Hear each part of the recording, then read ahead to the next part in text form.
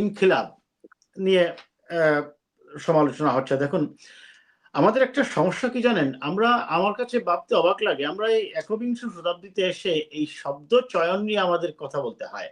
সময় ব্যয় করতে। আমি আপনাকে ছোট কয়েকটা উদাহরণ দেই। আমরা এখনো ঠিক করতে পারিনি জয় বাংলা বলবো না বাংলাদেশ জিন্দাবাদ বলবো।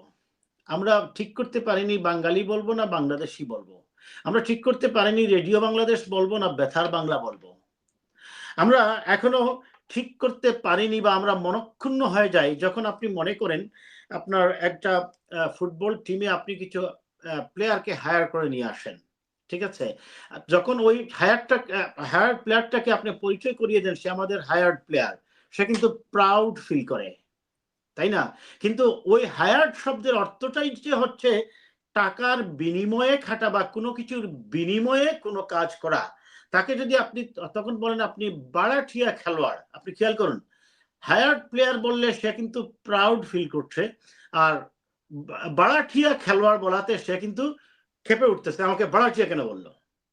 খেয়াল করুন আপনি। অথচ হায়ার শব্দের অর্থটা কিন্তু আপনার ভাড়াটিয়া বা ভাড়ায় খাটা। আমাদের এই যে সমস্যাগুলো এখন ইনকিলাব দেখুন, আপনি আমাকে বলেন তো জয় বাংলার বাংলাদেশ জিন্দাবাদের মধ্যেই বা পার্থক্যটা কোথায়? এখন ইনকিলাব শব্দটা আপনি একটা জিনিস খেয়াল করুন কিভাবে যে আমাদের মানে পরিবর্তনটা আমি আপনাকে একটা উদাহরণ দিয়ে বলি। আপনার মনে আছে আমি যখন ৯০ দশকে ধরেন এরশাদ বিরোধী আন্দোলন আমরা যখন করতাম তখন আমরা একে অন্যের সাথে দেখা হলে কিন্তু যে হাই কেমন আছো বা কি আছো?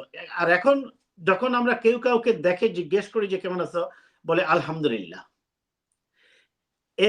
এবং আপনি ফলো করবেন আমরা ওই ৯০ দশক পর্যন্ত আমি দেখতাম বা আমি মনে করি ২০০০ সাল পর্যন্ত সাধারণত আমরা দেখতাম যে মুরব্বীরা বয়স ২০ এর উপরে গেলেই সাধারণত দাড়ি রাখে বা দাড়িটা সাধারণত পাকা হয়ে গেলেই তারা দাড়ি রাখেন। কিন্তু ইদানিং আপনি ফলো করবেন বয়স ২০, ২১, ২২ বছরের ছেলেরাই কি করে দাড়ি রাখা শুরু করে দেয়। এবং এই দাড়িটাকে অনেকটা একসময় আমাদের সময় ছিল আমরা দেখতাম যে এটা যে মুরব্বীরা রেসপেক্ট এখন দাঁড়িয়ে যে কেউ রেখে দিচ্ছে সেটা ভালো, অবশ্যই ভালো। ইসলাম ধর্মের একটা সুন্নত হিসাবে দাঁড়িয়ে রাখার একটা সুন্নত, সেটাতে কোনো সমস্যা নেই। কিন্তু এই যে আমি বলছি যে পরিবর্তনটা, তাতে যদি আমার সমাজে কোনো ধরনের ড্রব্যাক, আমি যে জন্য এই উদাহরণগুলো নিয়ে আসলাম, কোনো ড্রব্যাক বা ব্যারিয়ার সৃষ্টি না হয় তাহলে তো আপত্তির কিছু নেই। ইনকিলাব শব্দের অর্থটা কি বলেন তো? একটা মৌলিক পরিবর্তন, একটা বিপ্লব, রিভলিউশন, একটা বড় ধরনের পরিবর্তন যদি হয়, যেমন ফ্রান্সের বিপ্লব হয়েছে। আপনার ৫ অগাস্টে শেখ হাসিনা ওদের পালিয়ে যাবার পরে একটা বড় ধরনের চেঞ্জ হয়েছে। যদিও পুরো সংবিধান এখন পর্যন্ত চেঞ্জ হয়নি। পুরো শাসন ব্যবস্থার কিন্তু পরিবর্তন হয়নি। পুরো শাসন ব্যবস্থার পরিবর্তন হয়নি। আপনি কথাটা খেয়াল করবেন। তো এখন যারা ইনকিলাব বলছেন, বললে সমস্যাটা কোথায়? ইনকিলাব আমার প্রশ্ন হচ্ছে যে আবার এখন আপনার বিতর্কটা বা খটকাটা যেটায় বাঁধবে সেটা হচ্ছে আপনার রাষ্ট্রীয় স্লোগানটা কি হবে? আপনি আওয়ামী লীগ বলবে আমরা তো ৭১ দেশ স্বাধীন করেছি, জয় বাংলা স্লোগান ছিল ওই সময়। আমার সাথে সেদিন একটা টক শো করার সময় একজন রাজশাহী বিশ্ববিদ্যালয়ের একজন ছাত্র শিবিরের নেতা ছিলেন। তিনি বললেন যে ৭১ আমরা নারায়ে তাকবীর স্লোগান দিয়ে দেশ স্বাধীন করেছি। আমি বললাম ভাই দেখুন আপনিও মুসলমান, আমিও মুসলমান। নারায়ে তাকবীর স্লোগান ৭১ এর মুক্তিযুদ্ধে ব্যবহার হয়নি। যা সত্য আপনি ইতিহাসটা স্বীকার করুন। নারায়ে তাকবীর অবশ্যই একজন মুসলমান হিসাবে আপনার আমার আবেগের স্লোগান, আমাদের ধর্মীয় স্লোগান আমরা দেই। কাজে এই ধরনের বা এখন এই যে কেউ বলছে ইনকিলাব জিন্দাবাদ, আবার কেউ বা বাংলাদেশ জিন্দাবাদ, তাহলে আপনার রাষ্ট্রীয় স্লোগানটা আসলে কি হবে?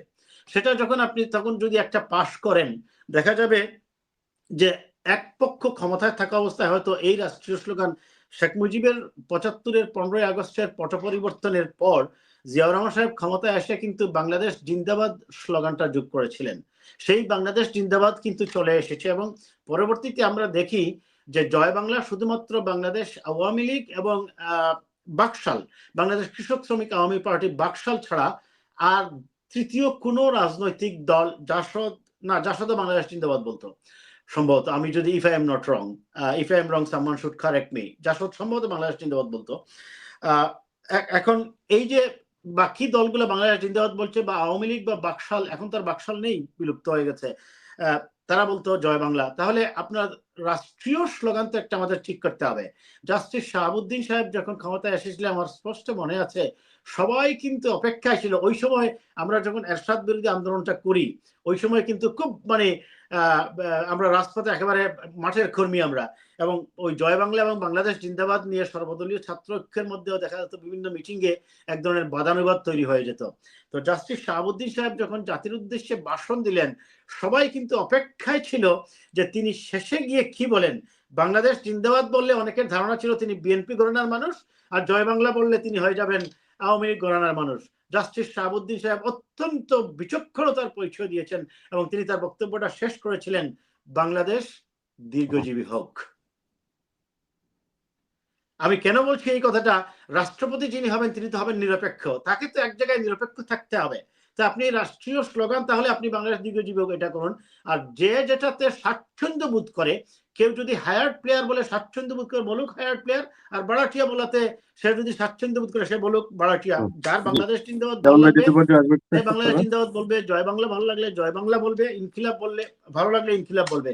এই সকল বেসিক জিনিস নিয়ে আমি মনে করি না আননেসেসারি মানে সময় নষ্ট করার কোনো প্রয়োজন আছে। যে যেভাবে স্বাচ্ছন্দ্য বোধ করে থাকে সেটাই বলতে দিন। হ্যাঁ, ধন্যবাদ।